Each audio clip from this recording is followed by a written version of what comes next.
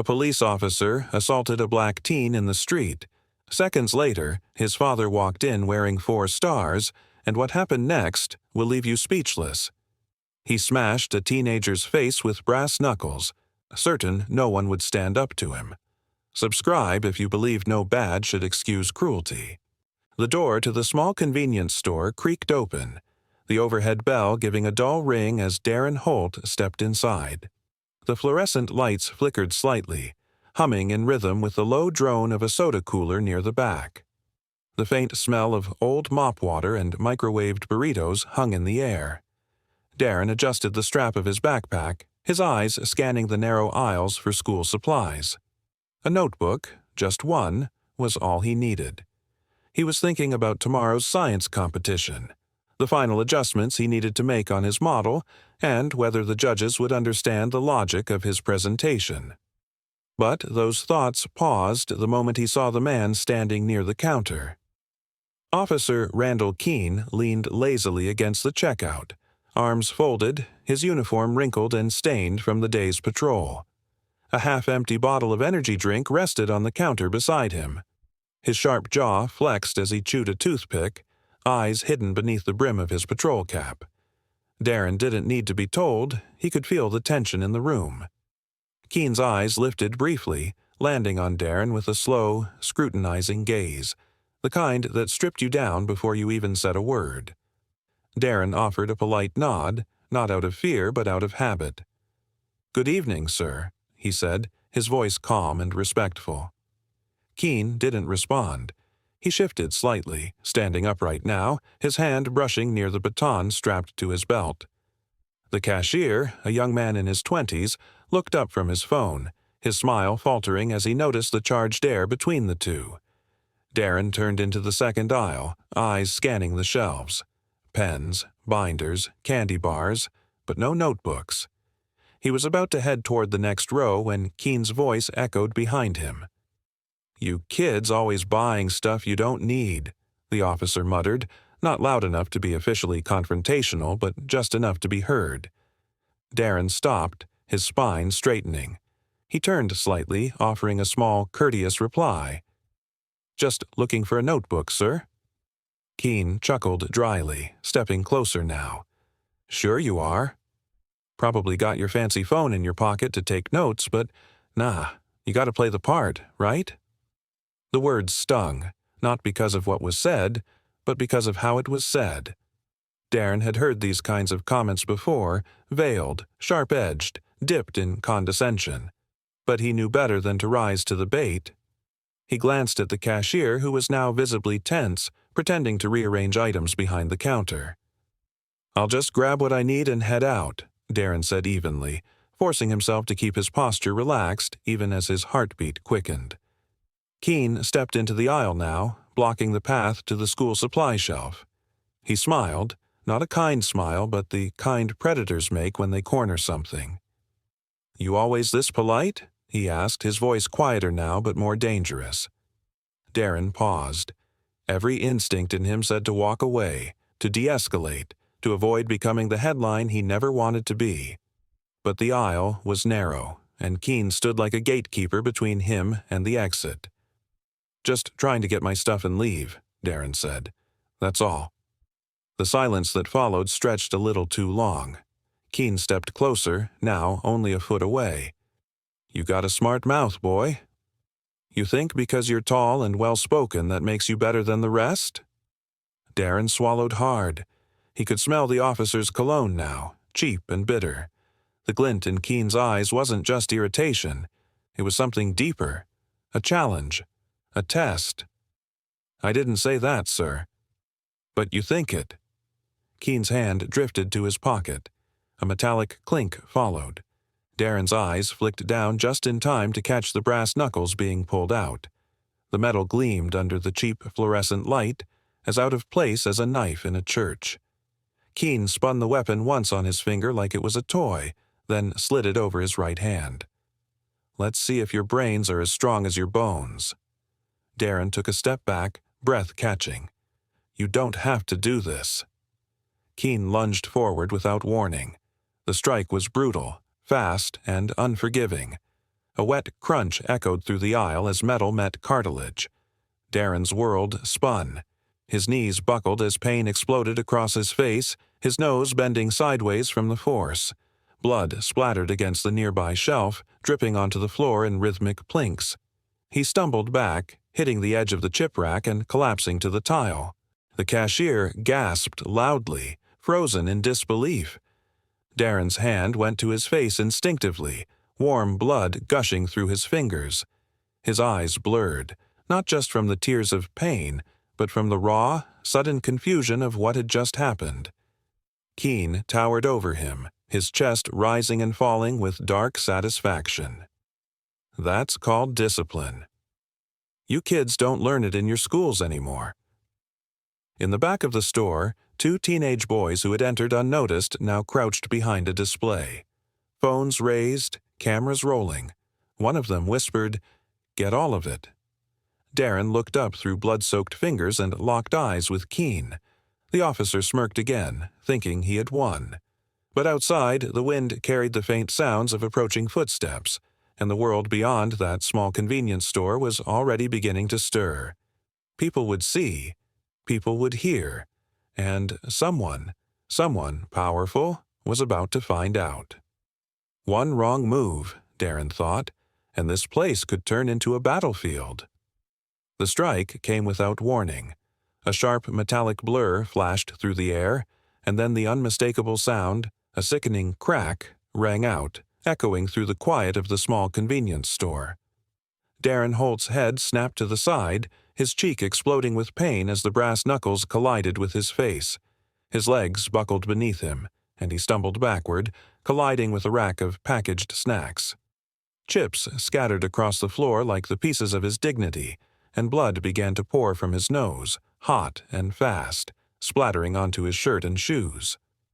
Officer Randall Keene stood in front of him, brass knuckles still wrapped tightly around his fist, his chest rising with slow satisfaction.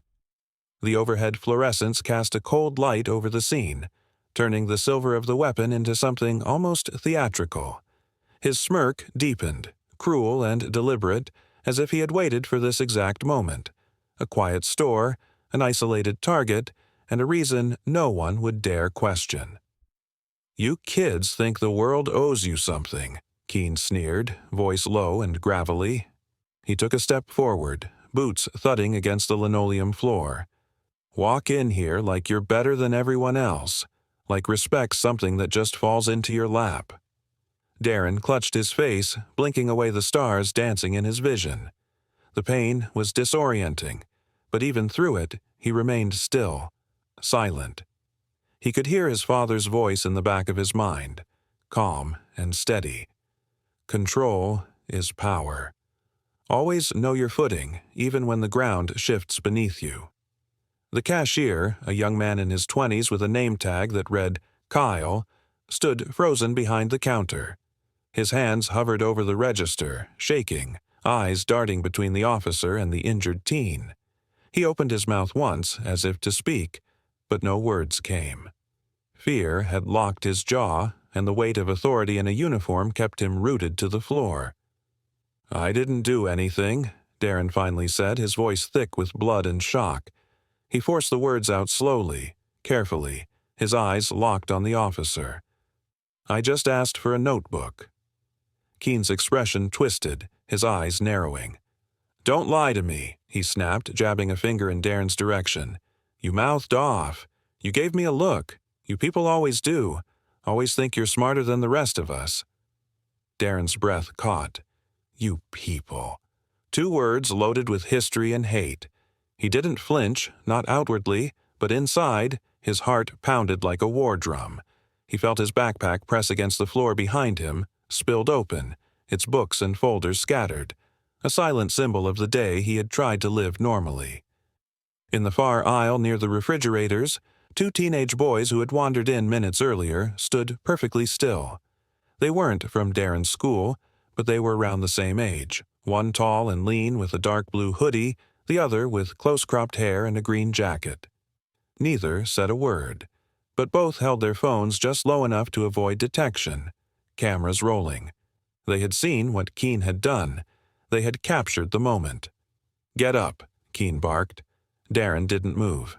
"I said, get up," the officer roared, stepping forward again. But Darren stayed on the floor, blood now staining the collar of his shirt. He wasn't afraid to stand, but he knew doing so would make him a target again. There was no safety in movement, only strategy. "You gonna hit me again for breathing?" Darren asked, his voice flat but firm. It wasn't defiance, it was survival. Keene leaned down, his face inches from Darren's, the brass still clutched in his right hand. "You think this is the worst that can happen? I'm giving you a lesson. Maybe next time you won't act like you're above your place." Darren met his gaze. He didn't blink. Behind the officer, the automatic doors of the store slid open with a soft chime. A man stepped inside, paused, then slowly backed out, pretending he had forgotten something. Outside, traffic passed, oblivious. The world spun on. But in this small store, time felt frozen. Keene finally stood upright again, adjusting the radio on his shoulder. "Now, you're under arrest," he said, "for disorderly conduct and resisting." Darren blinked through the blood dripping down his lips. "Resisting what?" "My authority," Keene replied, pulling a pair of cuffs from his belt, "and assaulting a police officer." The cashier finally moved. "Sir, I don't think he—" "Stay out of it," Keene snapped, eyes darting to Kyle with a warning. Kyle lowered his head. The officer pulled Darren to his feet roughly, turning him toward the door. Darren winced but didn't cry out. He wouldn't give Keene the satisfaction. As they moved toward the exit, his backpack still lying on the floor, something slipped from Darren's hoodie pocket, a phone. It hit the ground, face up. The cracked screen blinked to life. A new message lit up on the screen. "Dad, proud of you, son. Keep working hard." Keene didn't notice. Darren did. Across the store, the boys with the phones stepped quietly toward the door. One of them, Miles, paused at the entrance, whispering to the other, "Post it. Now. The world needs to see this." And with that, they vanished into the afternoon. Back near the counter, the fluorescent lights buzzed faintly, casting long shadows across the blood-speckled floor. Keene pushed Darren outside, unaware that the world had just started watching. This wasn't just pain. It was evidence waiting to erupt.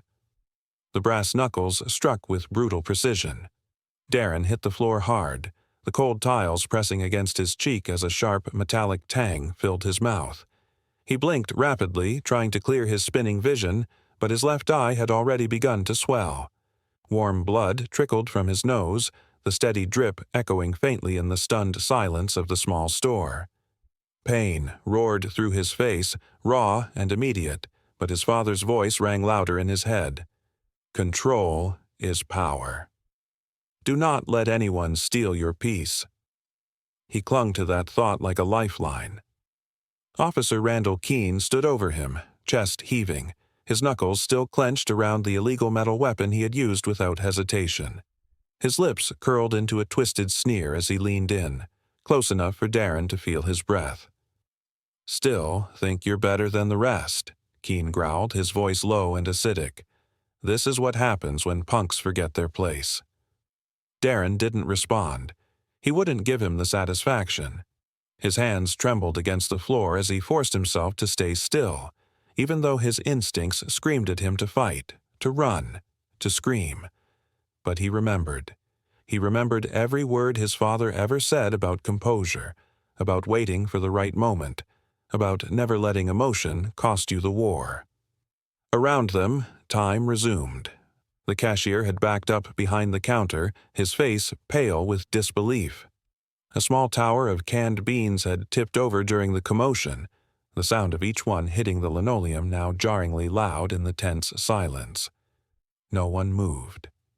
At the far end of the store, two teenage boys who had entered minutes earlier stood frozen behind the snack aisle. One of them, Miles, lowered his phone from where he had been filming, his fingers shaking as he whispered to the other boy, "We got everything." "Everything?" The other teen, Jordan, nodded silently. his wide eyes locked on Darren's bloodied face. Together, they began inching backward, careful not to draw attention. Miles raised his phone again and, with a quick thumb motion, began uploading the video to the cloud. "The world needs to see this," he whispered again, this time with purpose. Darren's ears rang as Keen's boots stomped beside him. "On your feet!"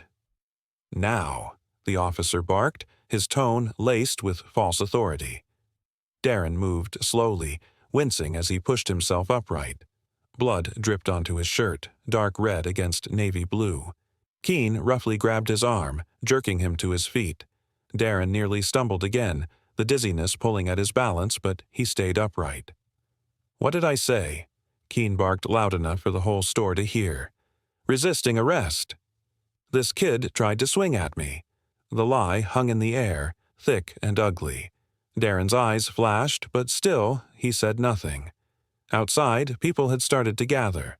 A small group, 2 men in work uniforms, a boy on a bike, a couple from across the street, had drifted toward the store, drawn by the raised voices and the sight of police lights parked out front. Their murmurs carried through the glass doors, uncertain and curious. Keen noticed them. His grip tightened on Darren's arm and he dragged him forward, speaking louder now, shaping the narrative for the crowd. "This suspect assaulted an officer," he declared, pointing toward Darren's bruised face as if it proved guilt, not victimhood. "Had to restrain him before he did more damage." Darren's mouth opened slightly, not to argue, but to breathe, to push back the flood of heat and shame rising inside him. Behind the crowd, a man raised his phone, capturing the scene outside the store. More followed. Keen saw the phones. His jaw twitched. "You're going to regret acting tough," he hissed under his breath as he shoved Darren forward again. "Trust me, nobody cares about your side of the story." But Darren wasn't so sure. From the corner of his eye, he saw Miles and Jordan slip out of the store's side entrance, their heads down, phones in hand. Darren's heart beat faster, not with fear, but with a flicker of hope. They had it. The whole thing. As Keen forced him toward the patrol car parked just outside, Darren's foot accidentally caught on the threshold, sending his phone tumbling from his pocket.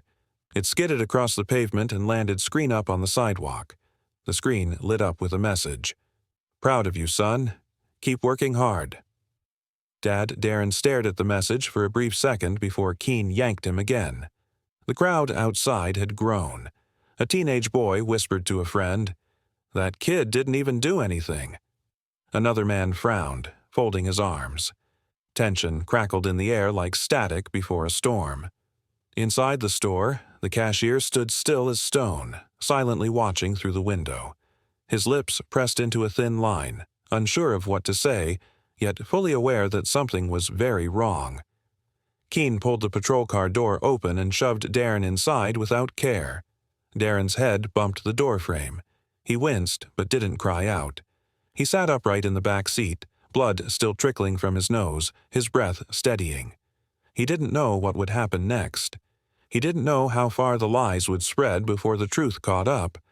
But he did know that someone had seen, that someone had filmed, that the world outside that patrol car was already changing, already questioning, already whispering truths that couldn't be silenced forever. Keen circled the front of the car and opened the driver's side door, but for a second he paused. The murmurs outside the store had grown louder, and somewhere beyond that noise, the first ripple of something bigger was beginning to rise. Injustice never stays hidden. It grows louder with every silent witness. The grip on Darren's arm tightened as Officer Keen dragged him toward the patrol car. Gravel crunched underfoot, and the low murmur of a small but growing crowd filled the air like static. Darren stumbled once, catching himself before falling, the pain in his face pulsing like a drumbeat in his skull. Blood trickled from his nose, seeping into the collar of his shirt. The sharp metallic scent was unbearable, but he refused to let Keen see him cry.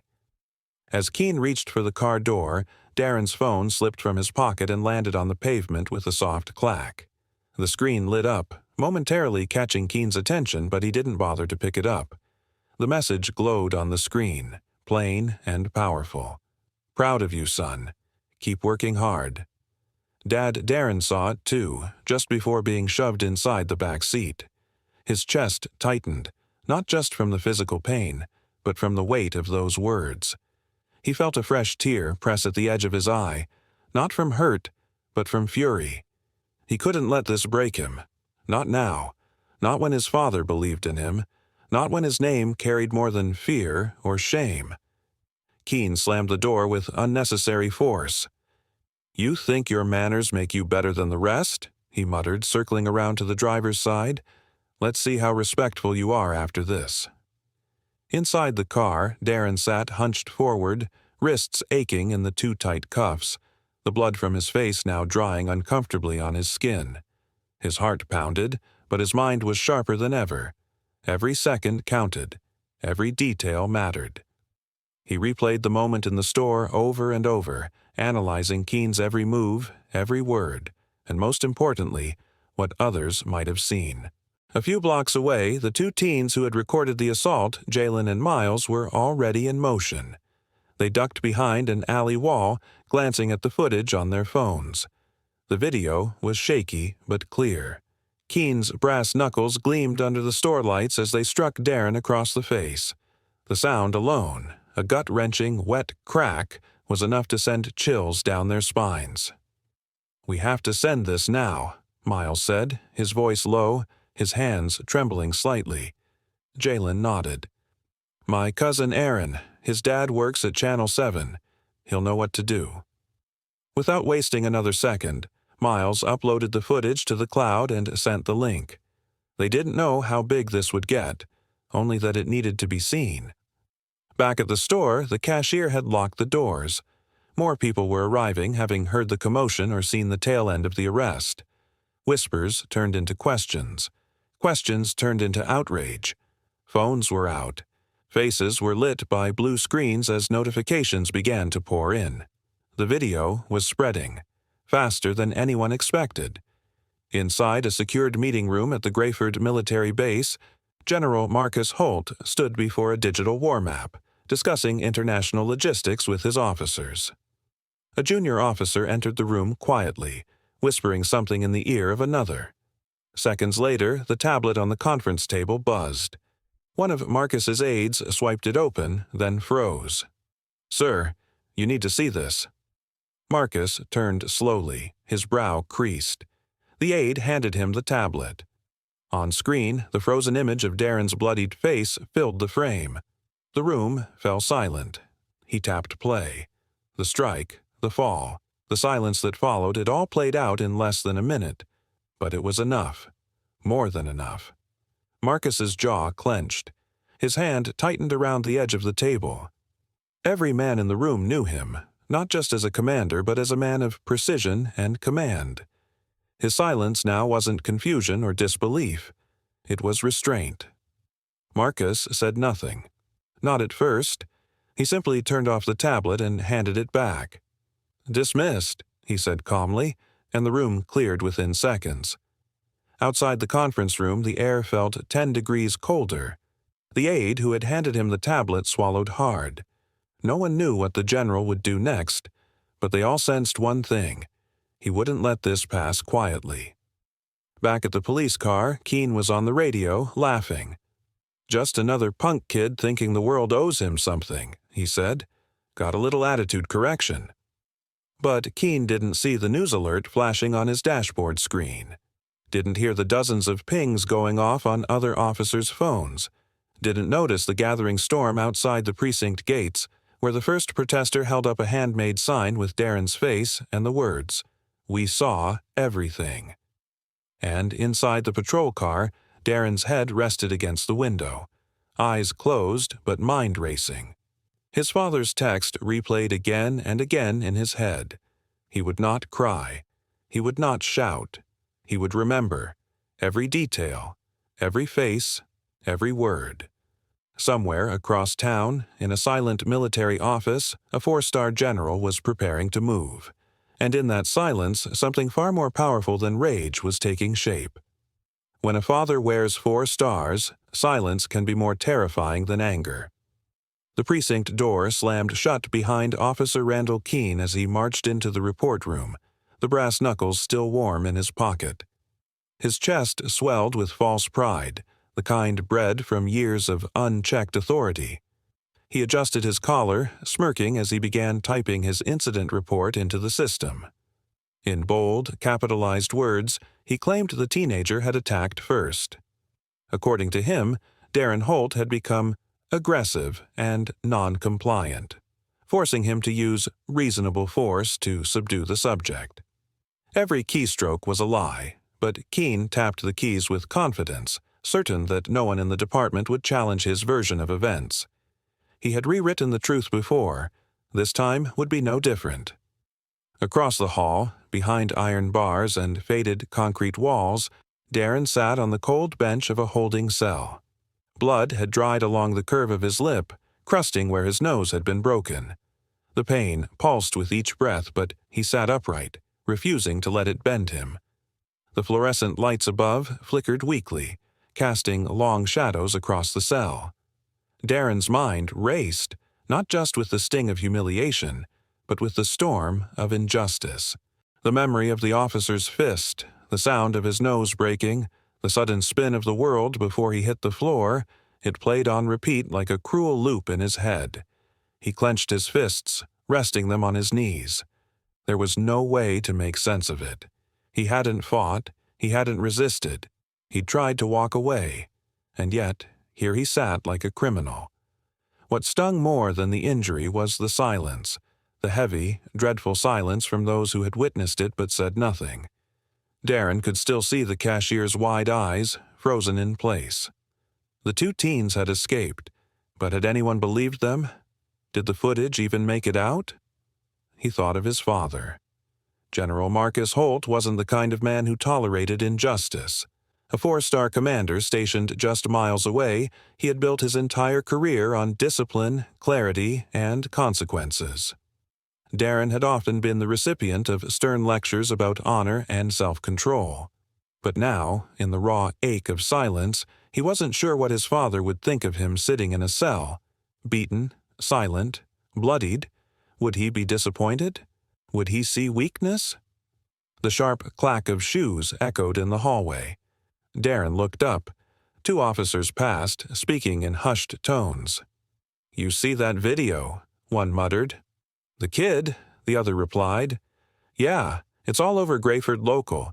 Went viral in less than an hour. No way. Straight from someone's phone." That officer used brass knuckles. "It's bad." Their voices faded as they turned the corner.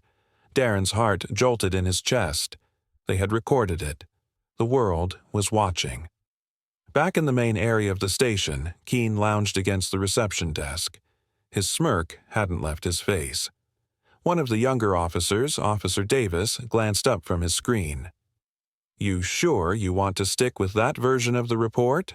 Davis asked carefully, tapping his pen against his notepad. Keene's brow furrowed slightly, but his tone was steady. "I don't second-guess myself, rookie." The kid lunged. I responded. End of story. Davis didn't respond. He looked back down, his jaw tight. The tension was thick, almost physical. More phones buzzed around the station. One after another, officers glanced at their screens. The whispers grew louder. Someone read aloud, "Grayford, officer assaults teen with brass knuckles. Video surfaces online." Keene's smirk began to falter. Outside, the air grew heavy. The sound of protest had not yet begun, but something in the atmosphere shifted, like the deep stillness before a thunderstorm. A senior dispatcher hung up the phone, eyes wide. He turned to the desk sergeant. "You're not going to believe this," he said, voice low. "There's word a high-ranking military official is en route." From the base, the sergeant blinked. "What? For what?" "He's coming here." Inside his cell, Darren stared at the dull wall, his mind slowly piecing things together. If the video had made it out, and the world was watching, then maybe, his father had seen it. A pulse of hope beat through his chest, mixed with uncertainty. Would his father even act on it? He didn't have to wonder long. At 6:37 p.m., the front doors of the Grayford Police Department opened with a slow, deliberate swing. The sound of polished boots striking the tile floor broke the growing murmurs like a blade through fabric. Every officer in the front room turned at once, their conversations dying mid-sentence. The man who entered stood tall and silent, his military dress uniform sharp and commanding. 4 stars gleamed against the dark fabric of his shoulder. His face was calm, too calm, and his eyes were fixed forward like a missile locked on its target. General Marcus Holt didn't speak. He didn't need to. The air in the station dropped 10 degrees. Every officer instinctively stood straighter. Keene's face twisted into a confused scowl. He stepped forward. "Can I help you, sir?" he asked, his tone riding the edge between defiance and fear. Marcus turned his head slowly, his eyes scanning the badge. "Officer Keene," he said. The voice was soft, controlled, but it cracked like a whip across the room. "Where is my son?" Keene's smirk returned for a flash. "Your son? Oh, you must be. Where is my son?" The words were ice. The desk sergeant moved quickly, fumbling through his keys. "Holding cell 3, sir."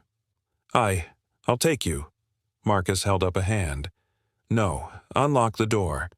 Now in the back cell, Darren looked up at the sound of boots approaching. The lock clicked. The cell door creaked open. For a second, father and son locked eyes. Darren's face was swollen, his clothes stained with dried blood. Marcus took in every detail. No words passed between them, but something in Marcus's jaw tightened. An invisible line crossed. He turned sharply to the chief who had appeared behind him, clearly flustered. "My son doesn't belong in a cell. Your officer does." The silence was deafening. Keene stood frozen. Around the room, more phones buzzed. On every screen, the video of Darren's beating played on loop. No one laughed, no one moved, and as the doors of the precinct seemed to shrink under the weight of truth and tension, the storm had only just begun. A father had arrived, and he wasn't just any father, he carried the weight of 4 stars. The sharp echo of polished boots on tile shattered the uneasy chatter of the station. Conversations died mid-sentence.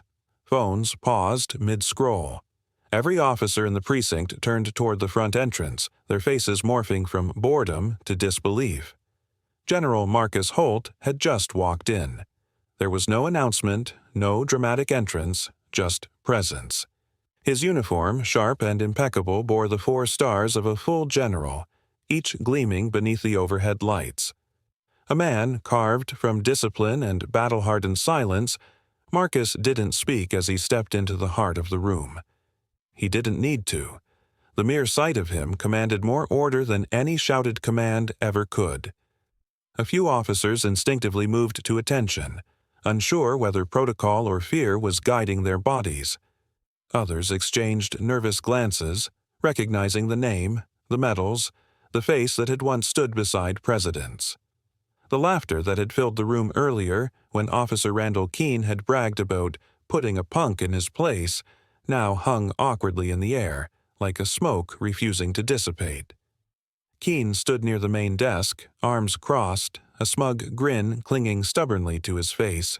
He didn't flinch. If anything, his eyes narrowed as he took in the imposing figure of the general. "Can I help you, sir?" he asked, voice laced with false politeness, the kind that bristled with arrogance beneath the surface. Marcus didn't respond. His eyes had already shifted past Keene, past the watching officers to the glass-paneled holding cell at the rear of the station. And there, behind the steel bars, sat Darren. His son's face was swollen on one side, a bruise forming beneath his eye, dried blood dark around his nose and upper lip. Even from a distance, Marcus could see the pain masked behind the boy's eyes, the confusion, the anger, and the tightly held restraint. Their eyes met, and for a fleeting second, time folded inward. Marcus moved forward. The chief of police, a short, round-shouldered man named Harold Rourke, scurried out of his office the moment he saw the general heading for the cell. "General Holt," he began, breath already short, "I can assure you we're handling the matter." Marcus raised a hand. The gesture alone was enough to silence the man mid-step. His voice, when it came, was low and even. "Release him." The air in the station turned heavier, as if the ceiling had dropped a few inches. Rourke blinked, his throat bobbing. "Sir, I understand your concern, but there's a procedure to follow." "The report says he's a child," Marcus interrupted. He didn't raise his voice, but the room tensed anyway. "A civilian, beaten, on camera, and you put him in a cell?" Keene stepped forward then, trying to reclaim the authority slipping from his fingers. "With all due respect, General, your son resisted arrest and assaulted a law enforcement officer." Marcus turned to face him. "And you struck him with brass knuckles," he said calmly. Keene hesitated. The smirk faltered, just slightly. "I'm allowed to defend myself," he muttered. "The video doesn't show everything." Marcus took one step closer. "The video shows enough." On the far wall, someone had turned one of the station's screens to the local news. There it played, the grainy footage from a phone, shaky but clear. Darren standing near the convenience store counter. Keene stepping forward. Then the flash of metal. The blow. The fall. The gasp of the bystanders. The clip played in a loop, muting the voices in the room more effectively than any order could. "You've assaulted a minor on camera," Marcus said slowly, "and instead of seeking medical attention, you locked him in a cell like a criminal." Keene's jaw tightened. He opened his mouth, then closed it again. Rourke wiped his forehead. "General, please understand. I'm trying to cooperate here. But there's a process, paperwork, chain of custody. My son," Marcus said, turning slowly back to him, "doesn't belong in a cell." The pause that followed was long and deadly. "Your officer does." The station fell still. Several officers looked at each other. Some shifted awkwardly. Others stared at the floor. No one moved. No one defended Keene. Outside, the sound of sirens in the distance mingled with the growing hum of voices, reporters, bystanders, maybe even protesters gathering. Inside, the silence deepened. Keene's smirk was gone now. He looked at the screen, then back at Marcus, then at the shifting faces of the officers he once thought were allies. He opened his mouth again, but whatever he was about to say drowned in the weight of the moment. Marcus walked to the cell, pressed the intercom, and calmly said, "Open it." A younger officer at the desk hesitated, but the fear of defying a four-star general was stronger than the fear of his superiors. With a trembling hand, he unlocked the holding cell. Darren stood slowly, still clutching his side. Marcus didn't touch him, not yet, but their eyes said what words couldn't. The boy walked out, head high, pain evident but dignity intact. Marcus turned once more to the room, his gaze sweeping every man present.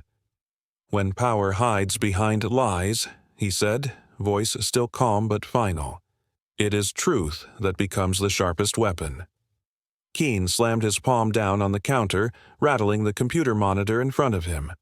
"That video is fake," he shouted, his voice sharp and shrill in the suddenly hushed room. "Doctored. You think I'd be stupid enough to carry brass knuckles on duty?" His words sliced through the tension like a dull blade, loud but unconvincing.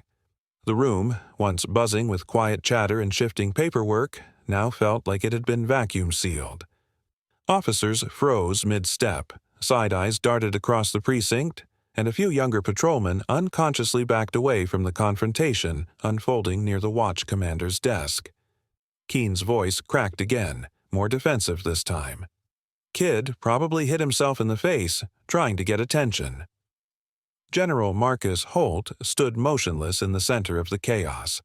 His posture was as straight as the polished crease in his uniform pants. For a moment, he said nothing. His eyes didn't blink. His face didn't move. Only a small tick at the edge of his square jaw betrayed that the words had landed somewhere deep. Beside him, Darren sat on a metal bench, his face swollen, his breathing shallow but his eyes sharp with growing awareness. He noticed the twitch. He knew what it meant. Keene turned toward the other officers, appealing for backup. "Come on, tell him. These body cam videos get messed with all the time. Who knows what those kids did with the footage?" His laugh was hollow, brittle, a sound trying too hard to echo confidence. Marcus didn't raise his voice. He didn't have to. When he finally spoke, it was with the quiet intensity of a man who had learned long ago that words could be as powerful as bullets. "Are you done?" Keene opened his mouth to respond, but something shifted. The sound of boots echoed from the corridor, a rhythm different from the usual police shuffle. Precise. Military. A shadow appeared in the frosted glass of the precinct entrance, then pushed through. A tall man in a sharp tactical coat stepped into the room, carrying a sealed folder under one arm. His short-cropped hair, dark eyes, and measured stride spoke of discipline and danger held in balance. He wore no smile, just intent. "Lieutenant Adrian Cross," Marcus said without turning. "Right on time." The younger officer nodded, stepping beside Marcus and opening the folder. His voice was calm, clipped. "I intercepted internal police communications this morning, sir." Officer Keene's name came up. Multiple times. Cross-referenced with unresolved civilian complaints over the last 18 months, he handed Marcus a stack of printed reports, each one bearing the Grayford PD letterhead and marked "Confidential." Darren, still holding gauze against his nose, leaned forward to glimpse the top page. A blurry photo of a bruised man stared back. Beneath it, a complaint filed and buried, just like his. Keene's face flushed red, then pale. "What is this?" "Where did you get that?" Adrian didn't look at him. "A pattern," he said, addressing Marcus. "All connected to one piece of evidence, unauthorized use of brass knuckles during non-lethal engagements. A pattern that matches what was used on Darren." He paused, flipping to another page. Same make, same size, same results. The department covered it up. Whispers rippled across the room like wind through tall grass. Two officers quietly exchanged glances. Another took a step toward the back exit as if unsure whether to stay. Keene pointed a trembling finger. "This is some kind of setup. Military overreach. You think you can barge into a precinct and start making accusations?" Adrian finally turned to face him. His voice dropped to a lower register, the kind of tone used by men trained to command interrogation rooms. "I didn't make anything up. The bruises match. The timestamps match. And we have recovered security footage from a different store camera outside. It shows you putting something metallic in your jacket before entering the shop." Keene staggered a step back. "You can't." "We can," Marcus interrupted, stepping forward at last, the calm in his voice more unnerving than fury. "You're not being accused without evidence. You're being revealed." Darren watched Keene's lips move, but no sound came out. The officer's chest rose and fell rapidly. His smirk, once carved into his face like armor, had begun to crack. For the first time since the encounter began, Darren saw fear in the man's eyes. Not fear of consequences, but fear of exposure. The other officers in the room had begun to shift their allegiance, not with words, but with silence. The power dynamic had changed, and everyone felt it. Marcus handed the folder back to Adrian. "Make sure this reaches Internal Affairs and the City Oversight Board." Adrian nodded. "Already in motion, sir." "There's more. Surveillance logs show that Officer Keene accessed and deleted parts of prior civilian complaints. He didn't just act alone, he acted protected. But someone helped him stay buried." Marcus gave a short nod. "Then we'll dig up everything." Keene backed toward his desk, mumbling something unintelligible. The confidence was gone. He reached for his badge but hesitated. realizing too late that it no longer served as a shield. Darren exhaled slowly, letting the pain in his nose fade beneath a newer sensation, rising strength. He looked at Adrian, then at his father, and felt the shift in the air. For the first time in hours, it wasn't thick with shame or helplessness. It felt clear. Outside, the low hum of engines and raised voices hinted at something growing: crowds, media, attention. But inside, in the still center of that storm, one truth became undeniable. Sometimes enemies fall not because of one strike, but because of the shadows they've left behind. A black teen lay bleeding, his nose and jaw broken while the officer laughed, never realizing who was about to walk through the door. If you believe every act of brutality must be answered, hit subscribe now. Justice starts here.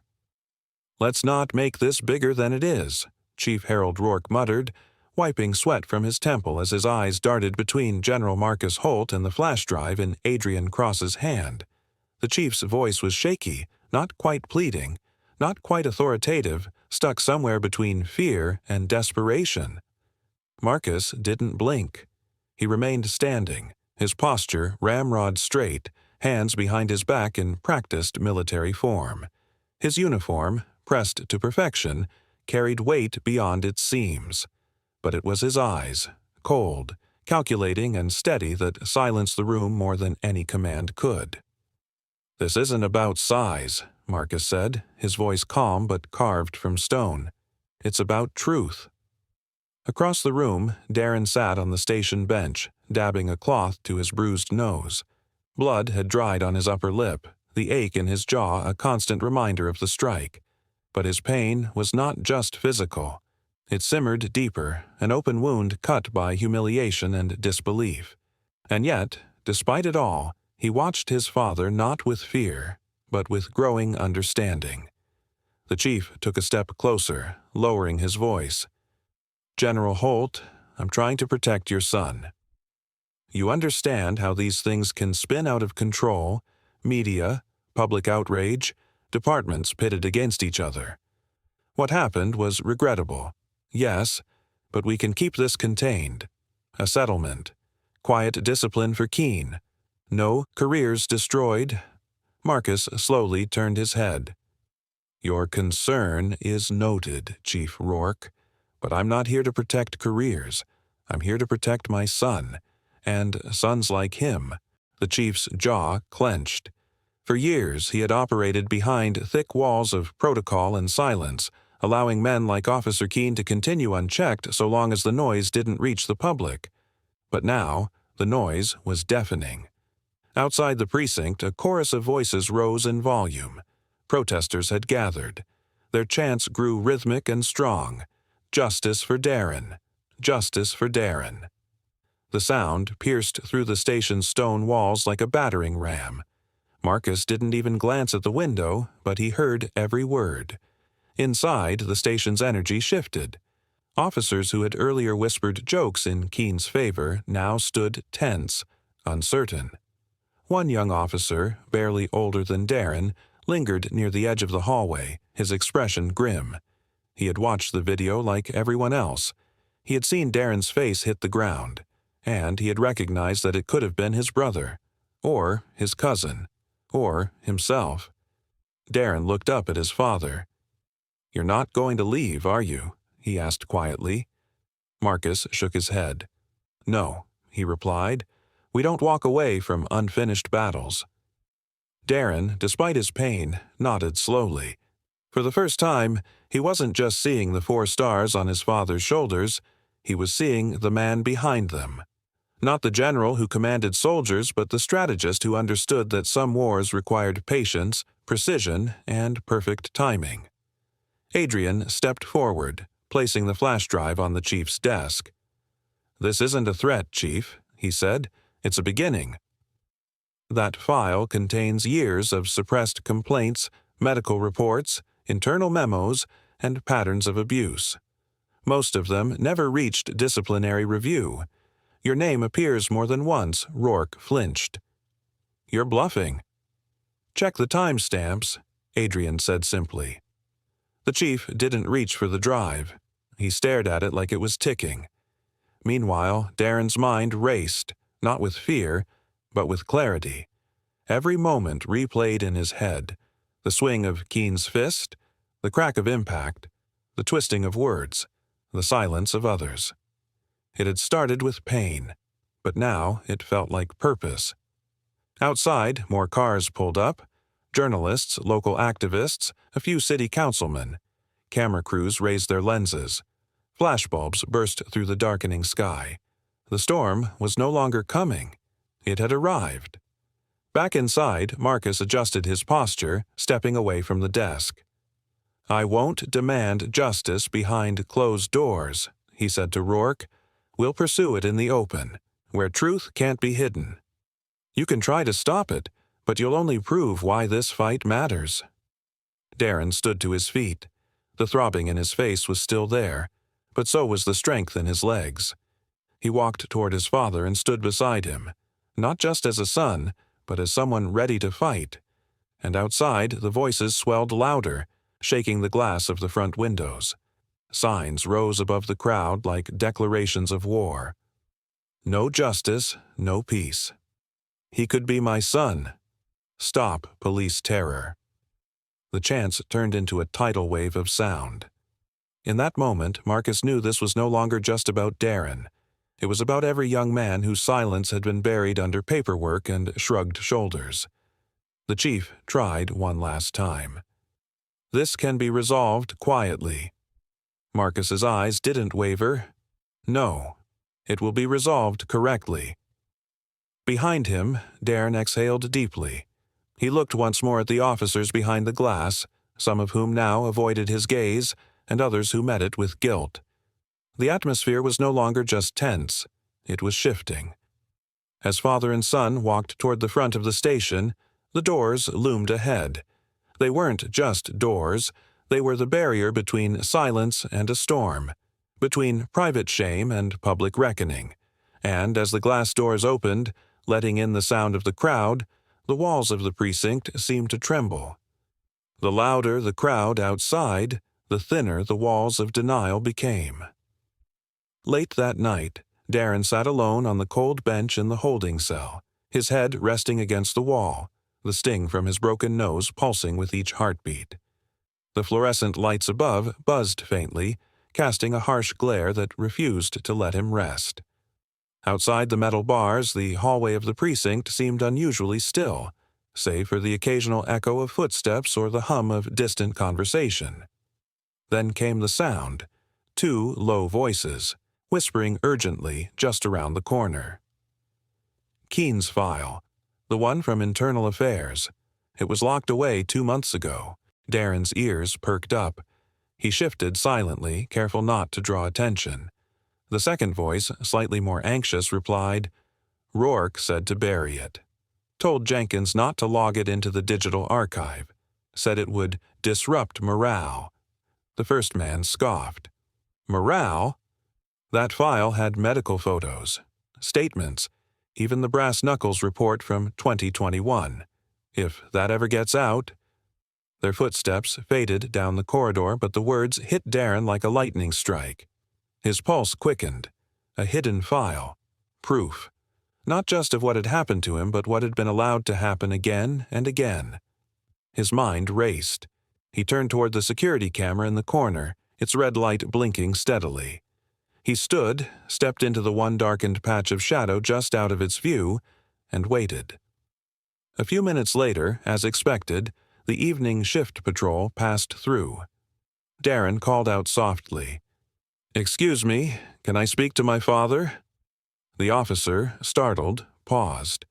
"Your father?" "General Marcus Holt," Darren said, his voice calm despite the weight of urgency in his chest. "I need to tell him something. It's important." A tense moment passed, and then the officer nodded silently, disappearing down the hall. 10 minutes later, the heavy door at the far end opened.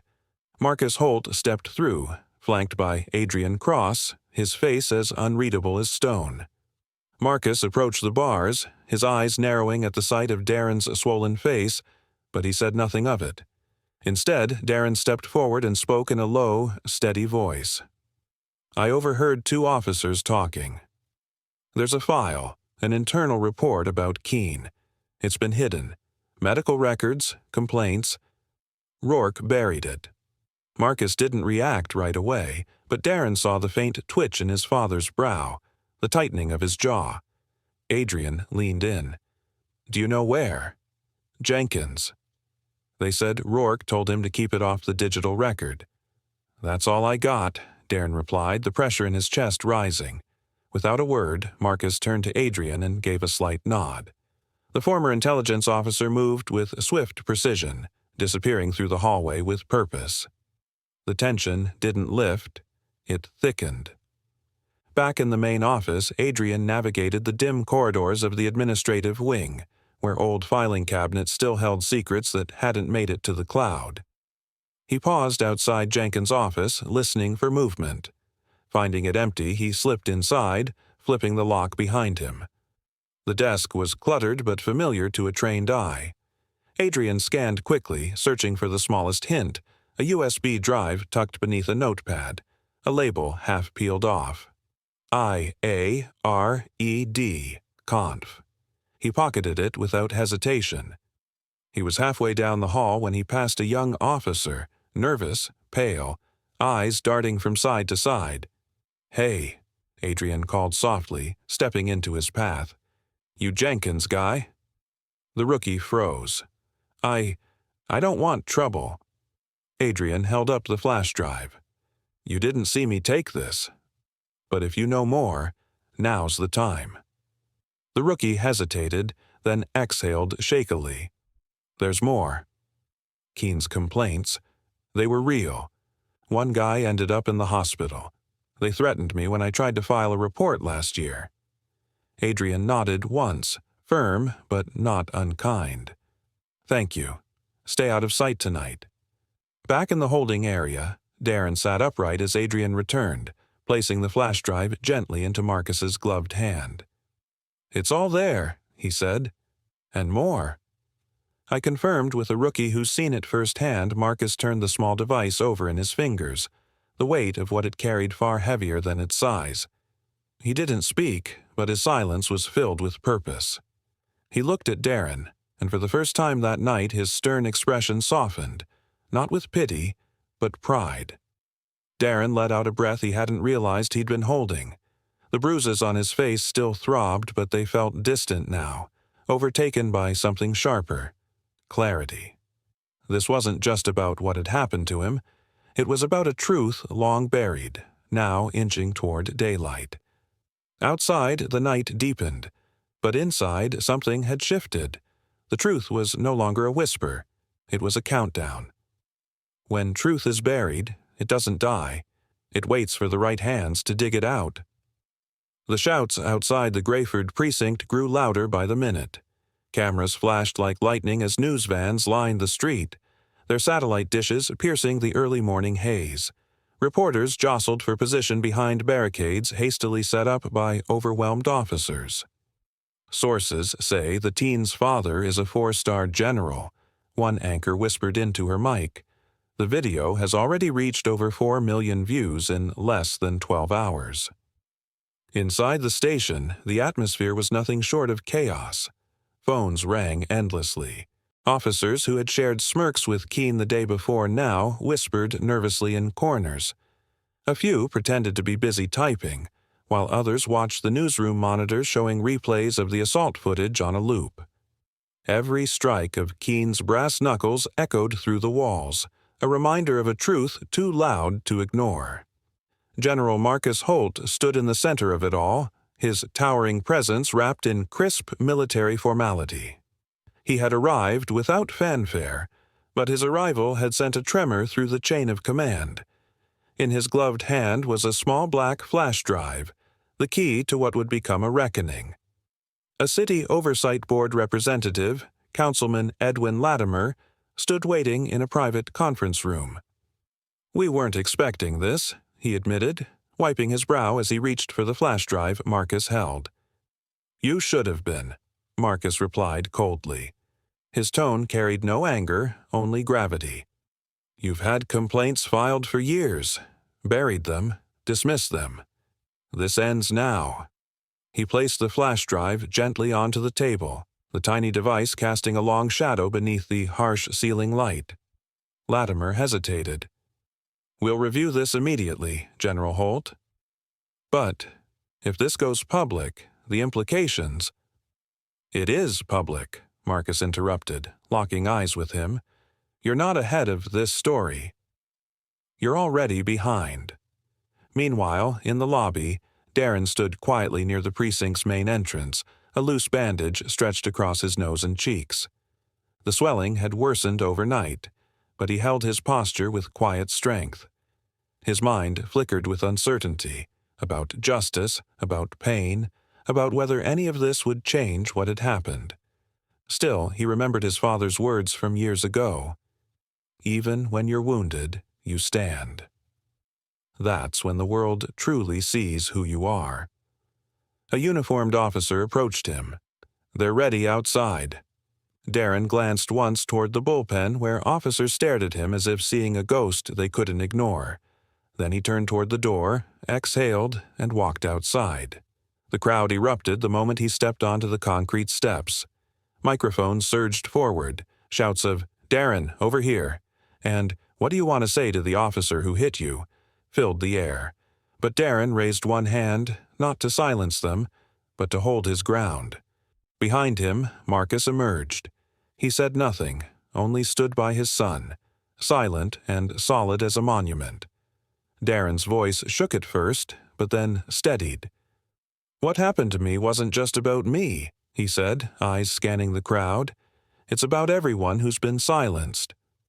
There was a pause, a breath, and then the crowd surged into applause. Not the polite kind, the real kind, the kind that cracked barriers and echoed down every city block. Inside the station, Keene sat in a chair near the booking desk, his wrists cuffed and his eyes locked on the monitors playing the press conference. The smirk he wore the night before had vanished. His lip twitched as he watched the crowd cheer for the boy he thought he had broken. 2 officers came to escort him out. He resisted for a moment, but one of them, a younger man who used to laugh at Keene's crude jokes, leaned in and whispered, "You're done." As Keene was led out the side door, hidden from the cameras, Marcus remained beside his son, the 2 of them facing the storm not as soldier and civilian, but as father and son, united by pain, by purpose, and now, by a fight, neither of them chose but both refused to run from. Marcus placed a hand on Darren's shoulder, his grip firm and deliberate.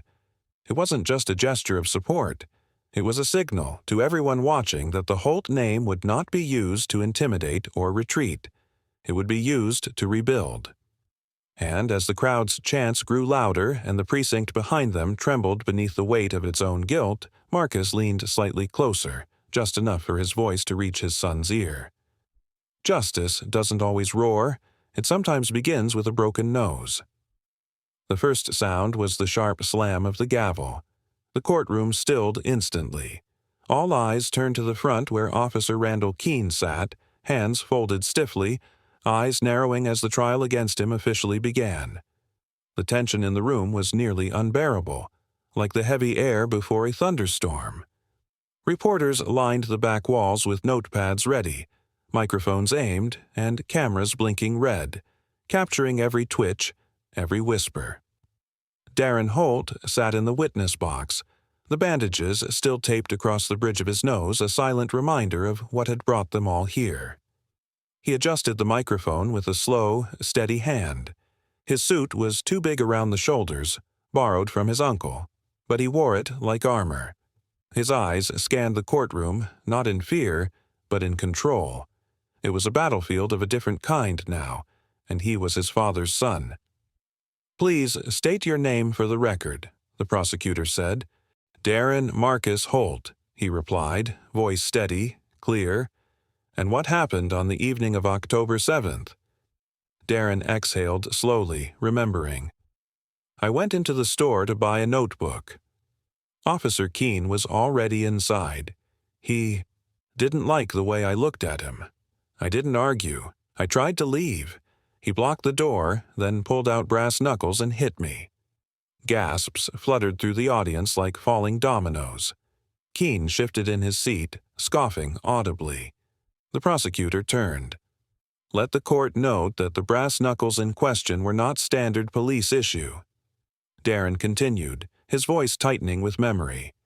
He accused me of being disrespectful. I didn't resist. I didn't say anything back. He hit me anyway, hard. My nose broke instantly. There was blood all over the floor. The defense attorney, Mr. Colton, stood abruptly. Objection. This is emotional testimony, not factual. The judge looked unimpressed. Overruled. Continue. Mr. Holt. Darren leaned slightly forward. It wasn't just about me. There were others in the store. 2 students. They filmed it. That's why we're here. From the defense bench, Keene clenched his jaw. He looked like a man drowning in his own pride. And what did you feel in that moment? The prosecutor asked gently. Darren's lips parted. He hesitated. Humiliated, he finally said. And afraid. But mostly angry. Not just because of what happened, but because he thought he'd get away with it. There was a quiet pause before the prosecutor nodded and stepped back. No further questions, Your Honor. As Darren stepped down, a buzz of whispers filled the room. Keene glared at him, a sneer rising to his lips, but it no longer had the power it once did. Call the next witness, the prosecutor said. The side door creaked open. A man in his mid-30s walked in, hesitant but determined. His name was Victor Hale. He wore a navy blue shirt buttoned to the top and kept his eyes fixed forward. As he approached the witness stand, he adjusted his tie nervously, cleared his throat, and sat down. Please state your name for the record. Victor Hale. Mr. Hale, can you tell us what happened to you 4 years ago? Victor's knuckles tightened around the edge of the seat. He glanced toward Keene, then away, as if forcing himself to stay focused. I was pulled over for a broken taillight, he began slowly. I wasn't aggressive. I complied. But Officer Keene, he pulled me from the car and slammed me against the hood, said I looked like trouble. When I tried to explain, he hit me, broke 3 ribs. I filed a complaint. It was buried. A ripple passed through the courtroom. Some gasped, others shook their heads. Darren's heart beat harder. He wasn't alone. Why didn't you come forward before now? Victor exhaled, his voice cracking just slightly. Because I didn't think it would matter. But seeing what he did to that boy, I couldn't stay silent anymore. As Victor's words landed, the courtroom felt heavier. The defense tried to object, but the damage was done. The truth had been spoken, and it had power. Then came another witness, and another. Men from different neighborhoods, different years, but the same story. Each described the same pattern. Stops without cause, insults, beatings, and complaints that vanished into silence. Darren watched each man speak, their courage pulling back the curtain on a system long protected by fear. The defense attorney was growing desperate. He paced fast, objected often, and tried to shake witnesses during cross-examinations. Isn't it true, he snapped at one man, that you have a criminal record? Yes, the man replied calmly. But that doesn't mean I deserve to be beaten unconscious. Each attempt to twist the story backfired. Every new piece of evidence, especially the original video of Darren's assault, played on loop for the jury, pushed Keene further into isolation. The footage was brutal, undeniable. The sound of the strike, the smirk on Keene's face, the blood, it haunted the room. From his seat, Keene's hands curled into fists. His confidence was cracking. The judge, a stern man with silver glasses, eyed him silently. "Control yourself, officer," he said when Keene muttered something under his breath. Keene didn't respond. He just stared straight ahead, as if the walls were closing in. The jury watched everything, every shift, every silence. The foreman, a middle-aged man in a brown suit, glanced once at Darren, then at Victor. then at Keene. They weren't just weighing guilt anymore, they were reading a pattern. As the day's proceedings drew to a close, the judge banged the gavel. "We'll resume tomorrow morning." People stood, reporters filed out. Darren remained seated, watching Keene being led out of the courtroom. His father approached and stood beside him, saying nothing. He didn't have to. Darren could feel the pride in his silence. Outside, the city waited for justice, and inside, a foundation once built on fear and silence was beginning to crack. Sometimes, one broken bone can reveal the fractures of an entire foundation. The courtroom held its breath as Chief Harold Rourke stepped into the witness box, his crisp uniform doing little to hide the sweat forming beneath his collar. His once proud gait had stiffened into a hesitant shuffle, and though he tried to appear composed, the tremble in his hands betrayed him. The prosecutor, a tall, meticulous man named Gregory Ames, wasted no time. He approached the stand with a folder in hand and eyes that pierced through the facade of power. "Chief Rourke," Ames began, his voice measured but firm, "were you aware of the complaints filed against Officer Keene prior to the incident involving Darren Holt?" Rourke cleared his throat, glancing nervously toward the jury. "I reviewed standard disciplinary records," he replied cautiously, "but there were no sustained complaints." Gregory nodded slowly, as if expecting the lie. Then, with a swift motion, he opened the folder and withdrew a document. "Then perhaps you can explain this memo, dated February 14th, last year, bearing your signature, instructing Internal Affairs to close a use-of-force investigation against Keene, citing insufficient public interest." He held the page up for the courtroom to see. Gasps rippled through the crowd. Rourke's mouth opened, then closed again. His fingers clenched the armrest of the stand as though it might hold him steady in a storm he hadn't anticipated. I don't recall that specific memo," he stammered.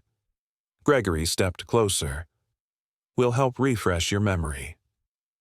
"Because there are 3 more just like it, Chief. Each one connected to reports of excessive force.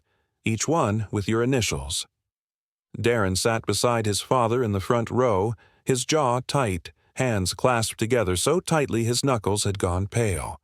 The bandage across the bridge of his nose itched, but he didn't move.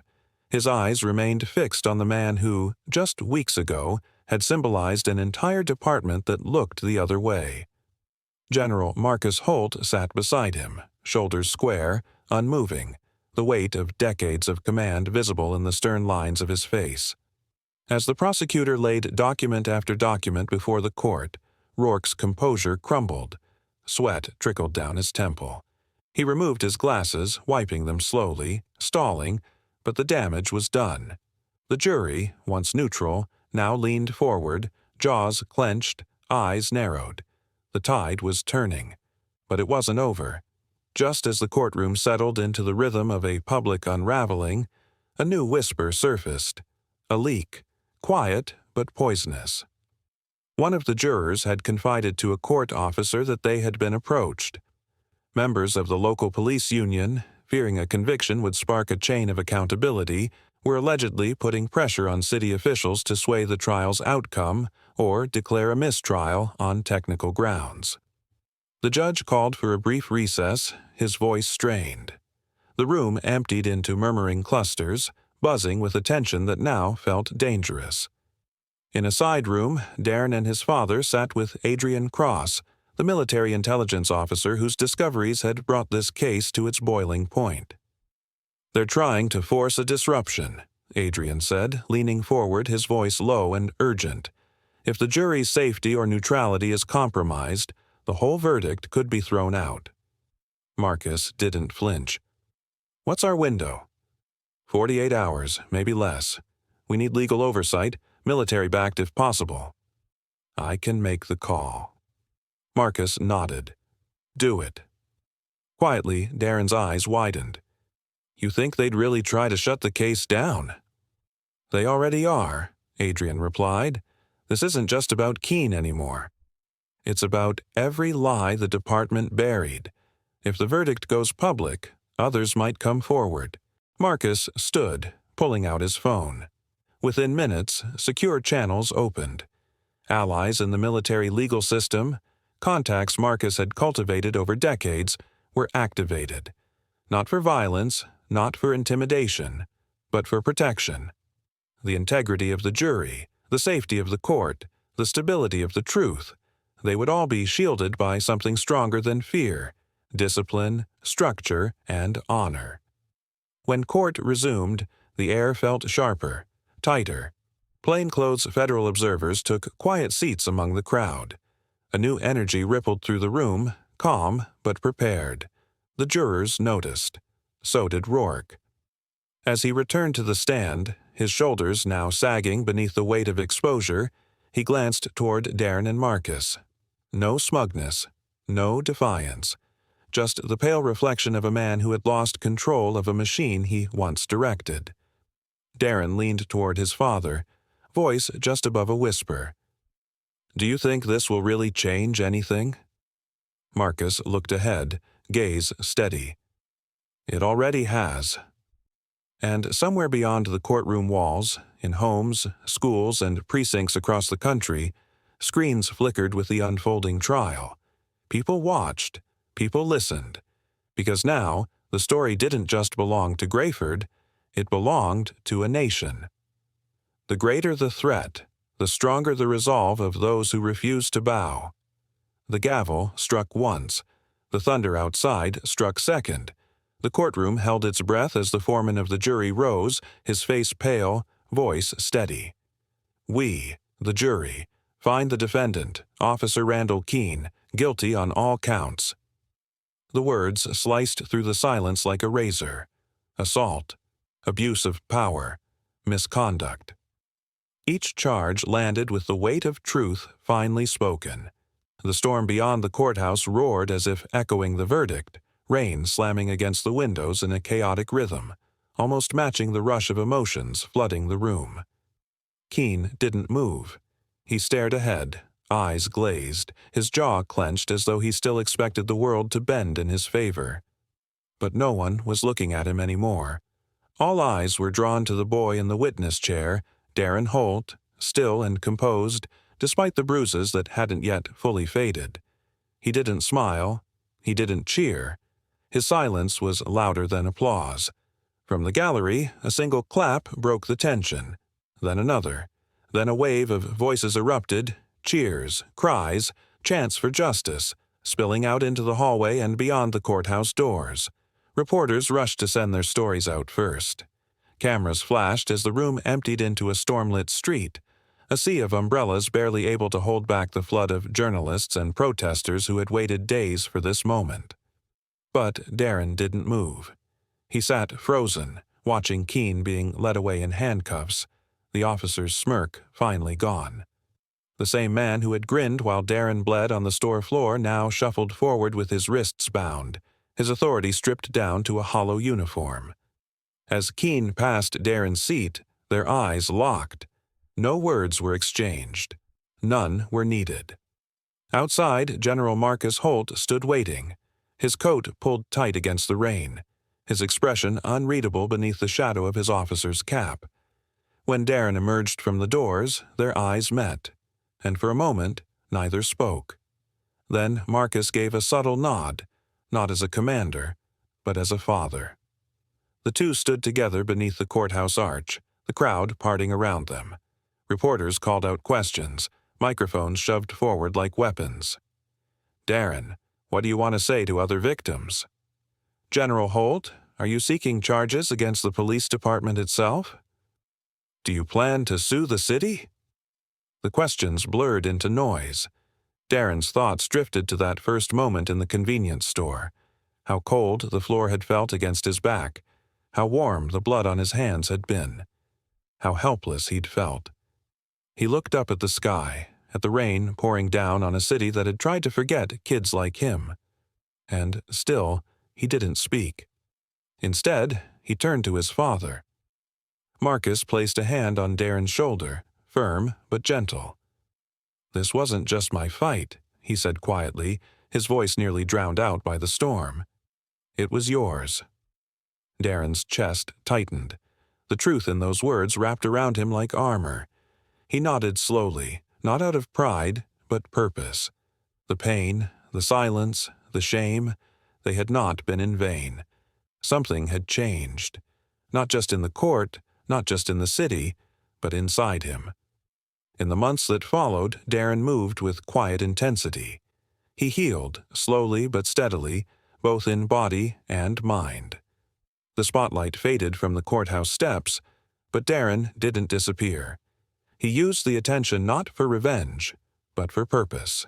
With the help of his father's connections and a small circle of trusted allies, he founded a youth advocacy group, Voices Forward.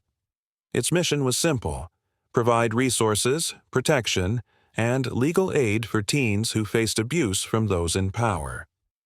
What began as a local initiative in Grayford quickly caught national attention, with chapters opening in nearby cities, schools inviting Darren to speak, and letters arriving from youth across the country. Some told stories like his. Others just wanted to say, "Thank you." Darren never saw himself as a hero. He was just a boy who had once been silenced and now refused to be.